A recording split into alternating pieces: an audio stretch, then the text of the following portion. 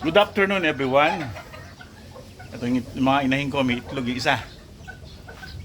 Ito yung golden sweater. Bibigyan ko siya ng itlog, balat ng itlog.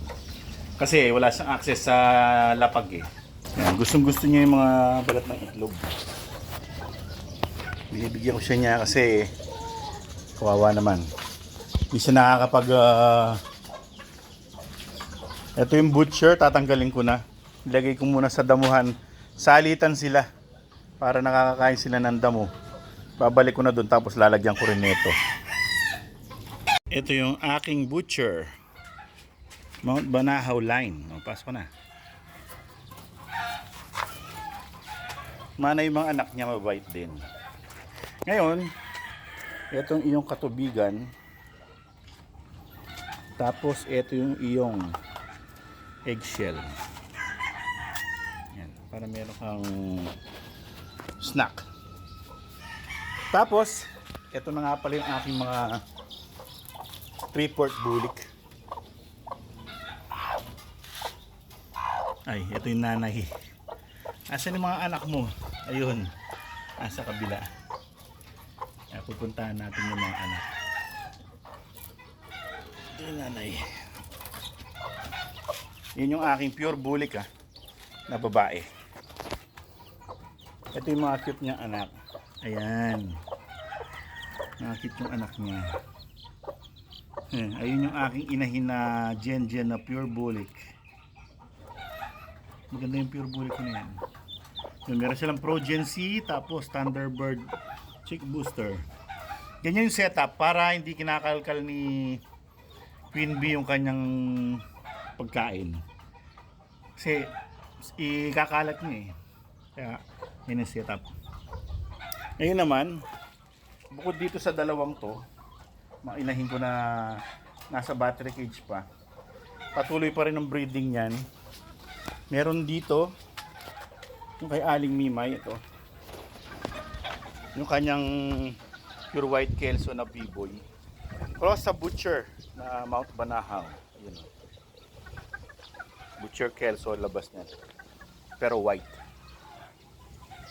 Yan na lang ang nasa breeding. Ito, bagong salang lang. Tapos golden sweater sa Cobra. Tapos butcher sa butcher din. Ito rin yung kanyang broodcock. Ibang broodcock to. Si Scarface ito. Nandito yung isa. Ayun, nandun si Rudy. Ayun. Agent Orange. Nakapahinga na ang mga broodcock. Si Chappy. Lemon. Tapos ito yung isang butcher. Yung unang butcher na ginamit ko. Dalawa yung butcher ko na broodcock. Yun naman pangalawa. Para yung mga anak nila pwedeng i-cross. Hindi masyadong intense yung inbreeding. Ayan yung unang butcher. Si Butcher 1 to. Butcher 1. Same bloodline lang sila. Pareho sila nung Scarface. Tapos nandito na rin yung ibang sisiw. Yung pinaka second batch. Ayan o. Lalaki. 1 month old. 1 month and siguro mga 4 days. Ganon. February 10 yan eh. 10 tsaka 13. February 10 tsaka February 13. Ngayon pala. Ngayon pala yung date na yun. January 10 pala. Tsaka January 13. Hello. Ito yung GG Gray. GG Gray. Ito GG Gray din. O, baba na kayo. Pababait yan. Ay. Wala lalabas. Ang sabi ni Kim Chu, bawal lumabas. Huwag lalabas. Lalaki yan, lalaki. Lalaki to. Yan, lalaki ang parehong dalawa na yan. Babae isa. Ito naman ay isang Lemon. February 13, birthday niya ngayon. Birthday ni Tito. Lemon na yung yellow ang band. Tapos lang natin yung paunan yung dinidumihan niya. Pasok. Bawal lumabas. Diyan lang kayo. Pado na natin. Bawal lumabas. Magagalit. May magagalit. Yan. So yan ang kanilang bahay. Meron silang ganun, no? Para paggabi pumapasok sila dun.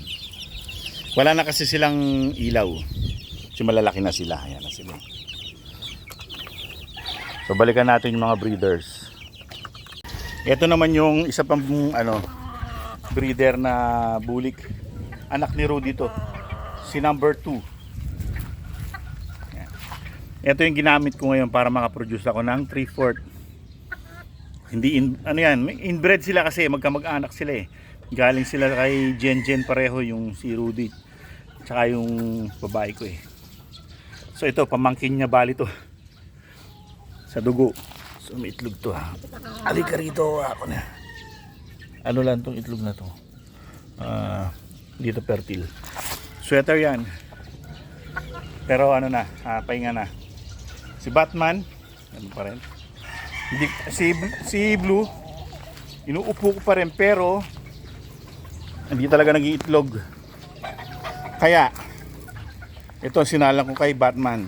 Yung Kelso ni Aling Mimay. Ganda yan, maganda. Yan ang Kelso niya, pulang-pula yung mukha. Oh. Pulet lang to, pulet. Nangiitlog na, marami na rin siyang itlog na nakapa-incubate. Ito naman yung black bulik na nakaset din kay number 2 para makaproduce ako ng half bulik 1/4 Gilmore 1/4 Melsims black. Yun, yan ang mga nakasalang ko ngayon. Lemon andito, mga naglilimlim dito. Eto si Lemony, naglilimlim yan, ayun siya. Lilimlim na, limlim time na. Tapos nandito na yung malalaki na yung mga butcher namin, no? Kaganda. Ayan. Ito hindi ko aalisin dito to kasi bilang replacement ko dun sa mga gumawa kaagad ako ng mga pure butcher para in case of emergency. Marami akong mga pure butchers. Anak sila nung butcher 1. Yan. Tapos dito si Gigi Gray. Lilimlim din. Pati na rin si Lucky. Yung sweater ni Aling Mimay. Ano ba? Dito ba dyan? Yun. Yan si Lucky. Ngayon naman magbibigay din ako ng dito, ng eggshell para meron din si Buttercup ng eggshell. Yan. Last mo pala naman yun. Ice cream yan. Okay. Para maganda yung quality ng eggshell mo. Yan. Ako pa ang konti. Nadagdagan ko. Dito sa kabila. Etong si Scarface ni-recommend kagad sa amin ni Sir Renz, yung kanino namin kinuha. Siya direct siya nakumuha sa Mount Banahaw. Yan, mga anak nung kinuha niya sa Mount Banahaw. Eto daw si Scarface, yung mga kapatid niya nanalo na. Nanalo na yung mga kapatid niya. Kaya i-breed nyo kagad, sabi niya. Kaya ginibreed na namin. Maganda yung mata niya. Typical butcher, yung kulay ng butcher, ganyan. Yung hindi ganong ka-flash yung kulay. Parang ordinary red. Parang ganon. Hindi yung klase ng red na magagandahan ka. Typical butcher. May white streamer. White legs. Straight comb. Tapos ito naman dalawan to, ibigyan din natin ng eggshell. Ano? Nanginig din sa eggshell. Yung black bulik. Maganda yung black bulik, maganda yung sukat. Sige. Kaya lang ang itlog para gumanda kayo. Gumanda yung quality ng itlog niyo. Bagay, maganda naman yung quality para lang ano, lalong maganda. So dito naman tayo kay Blue na ayaw talaga mangitlog. Na phobia. Nagkaroon ng phobia. Yun, dito.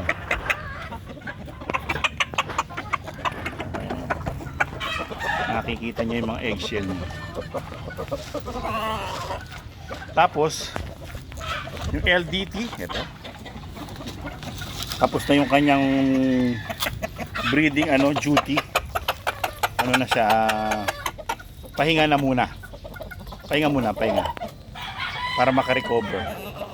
Nandiyan siya pero nililipat ko sa may damo, sa may pwede siya mag-dust bath. Tapos nilalagay ko siya kagad dito para nakapagitan siya sa dalawang mga macho. Para hindi sila kakagalitan. Dito naman yung gal. Ito naka-set na ulit. Ayan, nandun siya pugad. Nandun siya sa pugad. Ayan. Nangingitlog siya. Gumawa ako ng maraming gal. Ayan si Baby G. Baby gal. Kasi ayan, ano siya? In demand. Tapos ito naman, what are you? Pahinga muna to. Yung Esculin Gray namin, yan. Esculin Gray. Tapos lang niyang magsisiw eh. Naglilimlim kasi to. Yan, pinapahinga ko na muna. Tinanggal ko kagad yung mga sisiw niya. Masyado siya mabagsik kapag meron siyang sisiw. Para hindi maano ng mga sisiw niya na mamana yung pagkabagsik na ganun. Lakas na kumain ng eggshell oh.